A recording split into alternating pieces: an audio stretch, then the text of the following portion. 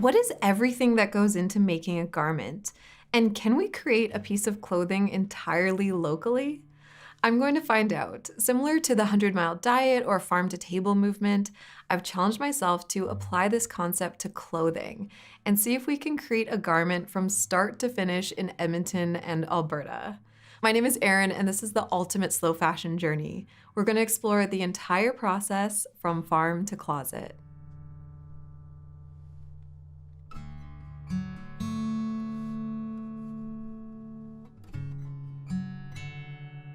I can't believe that we are finally here at the end.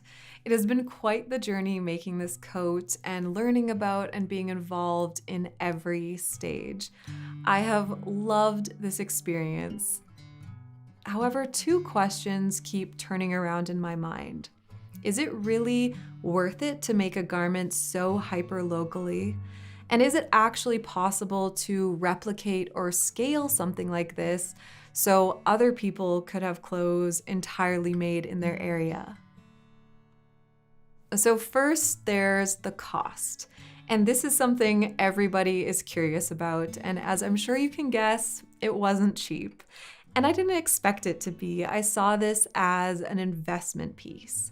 But before I share the price of the coat, it's important to acknowledge how we currently have a skewed perspective on what clothing should actually cost.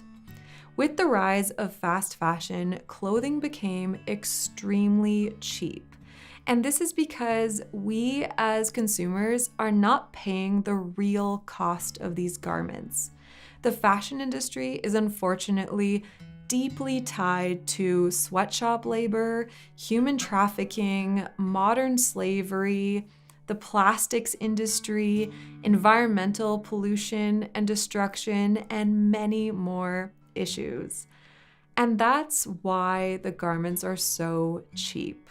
We're not paying the cost, but our planet and the garment workers who made it are. And along with having cheaper clothing available, it also made us view clothing as something disposable.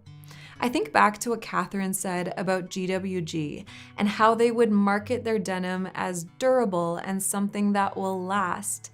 And now, most clothing marketing is encouraging us to buy the latest micro trend and then immediately move on to the next micro trend.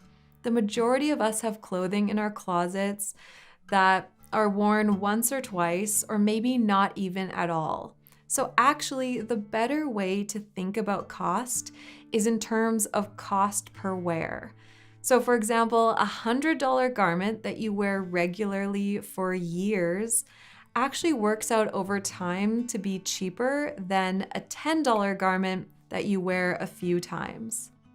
And that's not even considering all the textile waste and environmental pollution disposable clothing creates. With my wardrobe, I've always given a lot of thought to what pieces are worth investing in. What garments am I going to wear a ton or for years and are worth spending more money on? And to be clear, I don't have a large clothing budget.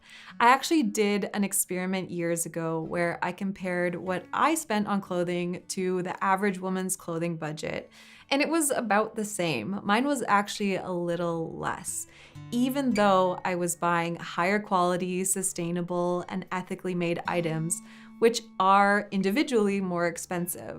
But I was buying fewer clothes, quality over quantity, and I was also balancing it with secondhand pieces.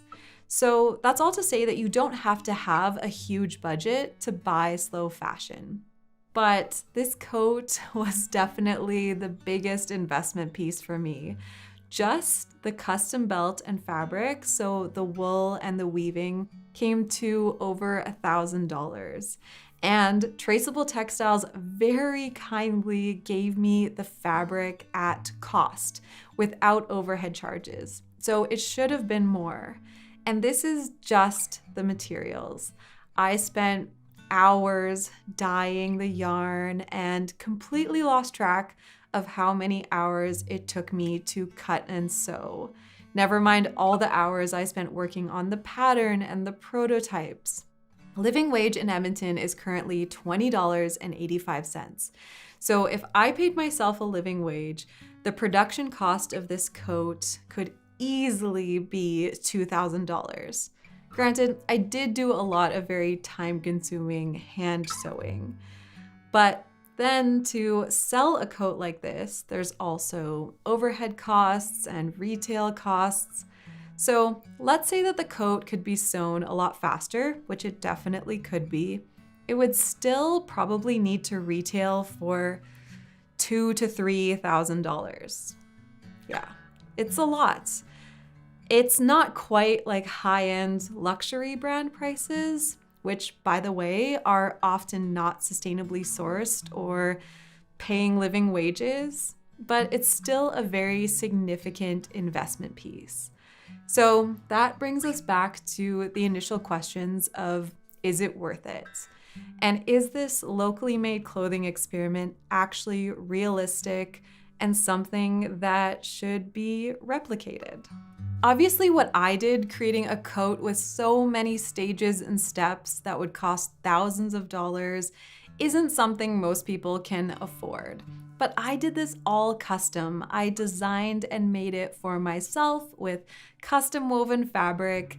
It's fully one of a kind. So for me, it was very worth it for this experience and to have such a special custom piece. But I also did an extreme version. This same local concept can still be applied to clothing and accessories that aren't as complex as making a custom fabric and sewing a coat from it, with a custom woven belt as well. You could have locally knit socks, sweaters, hats, scarves, also woven scarves, or a belt like what Chris made me, home textiles as well, like wool blankets. And if you're crafty, you can get local wool for felting, weaving, or knitting your own pieces. So this same concept can still be done in more affordable and accessible ways.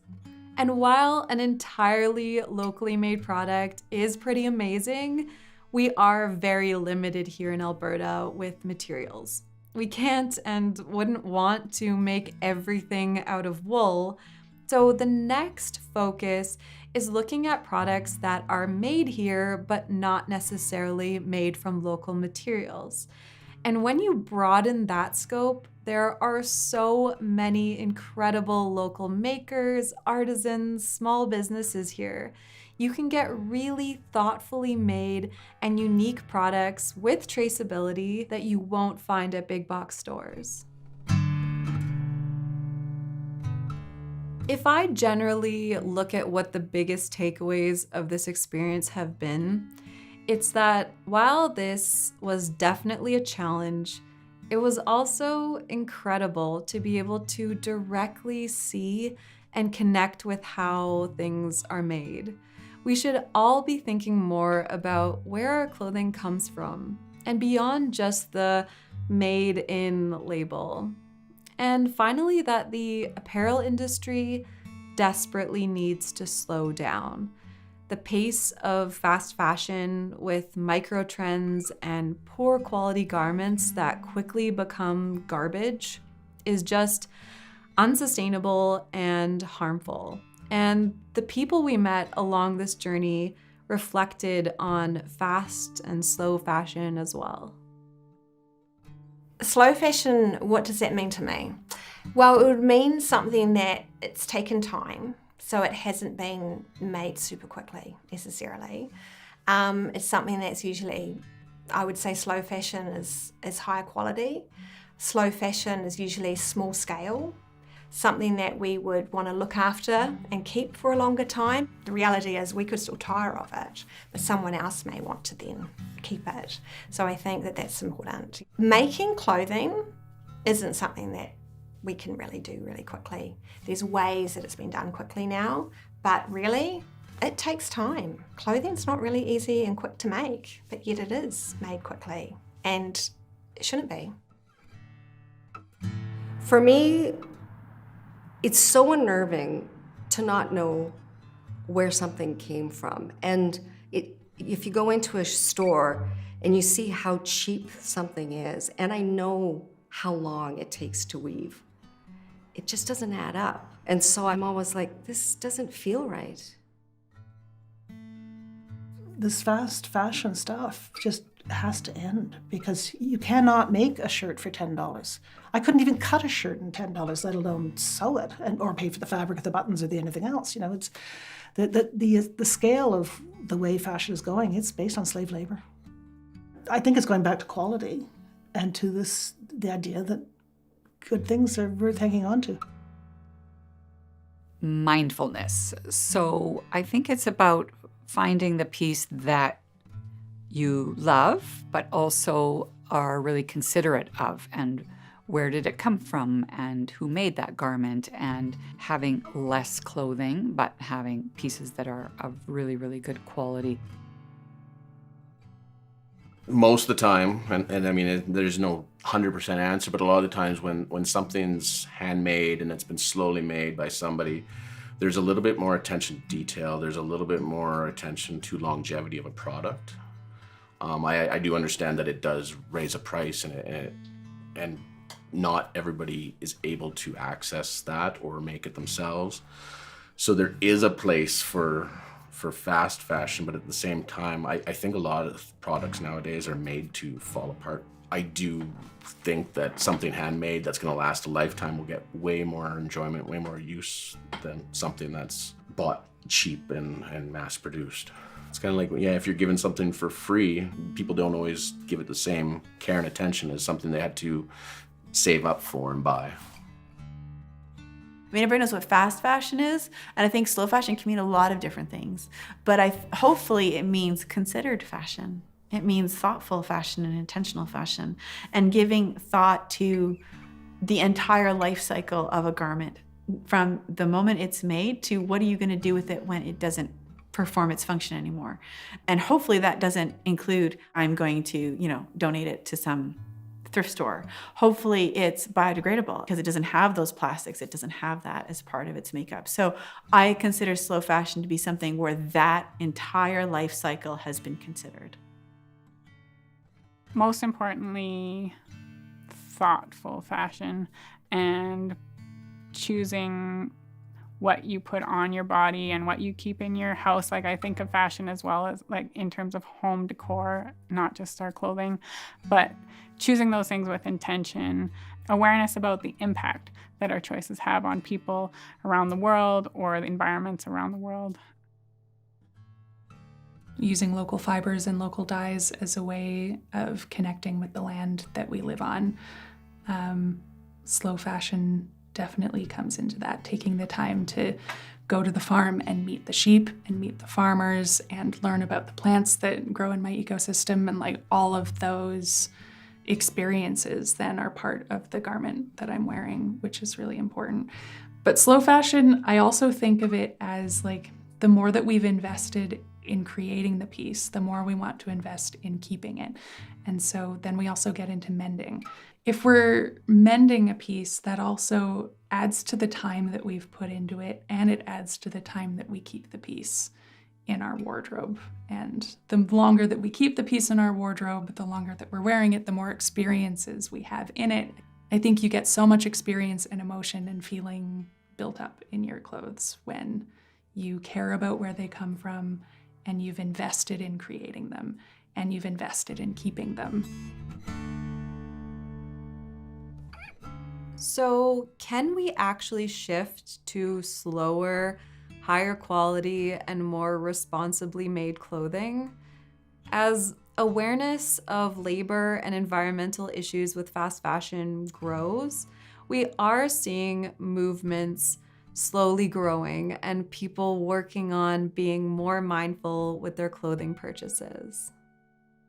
They talk about how history and fashion goes in cycles and that. And so wool was popular for thousands of years because that was what we had. And it was such it does have so many positive qualities to it. But then we got to the point where anything synthetic was the cool in thing, right? So I do think that we're going back to that, where people are almost reconnecting in ways, and just because you can make something fast and cheap out of stuff that's made out of a lab, that doesn't make it good, right? So I think we are starting to go the other way on that cycle. What we've done with the local, like the 100-mile diet with food, I feel that the exact same things can be applied to fiber. And it's amazing to me the number of people who will go to a farmer's market and they want to buy the local carrots, but they're completely happy to order something from Amazon made in Vietnam to wear 3 times. Those kinds of connections need to be made. It should be intentional. It should be purposeful. You need to understand the entire supply chain. We are working towards trying to make it sustainable for ourselves. And right now, it's just a fledgling business. So it really does take a lot of a wing and a prayer hope that eventually there will be that understanding and value of what we're producing. But it requires so much education and so much media support that it's the long haul. It's not something that, I don't see it as being something instant that people really truly get. I have been advocating for sustainable and ethical fashion for over a decade now. And while I've seen exciting progress in some areas, I've also witnessed the rise of what's now referred to as ultra fast fashion, which is even more destructive. These brands manufacture at a more extreme scale, and they also use psychological tricks to manipulate us into buying at an unprecedented level. So, as a consumer, making a choice to not buy these products is even harder than it ever was. It involves going against the grain and taking a more expensive, more time-consuming, less convenient, and less dopamine-filled path. So it is challenging. It is an uphill battle for both consumers to break or change these shopping habits, and for the small businesses who are trying to do things differently and with ethics and integrity. I think to fully shift the way we shop, we have to really understand, see, and experience the benefits of slow goods, of conscious production, and like Kalia said, really connect with where materials and our textiles are from. Having a piece that comes to you with a story, and especially a story of consideration, responsibility, and fair labor, and then getting to create your own stories and memories in that garment is truly beautiful. This is a piece that can bring real joy instead of just a quick dopamine hit when you click purchase. It's a piece you can feel good in deep down, and it's a piece that you will keep and mend instead of throwing away. A piece you can truly cherish, like I will with this coat.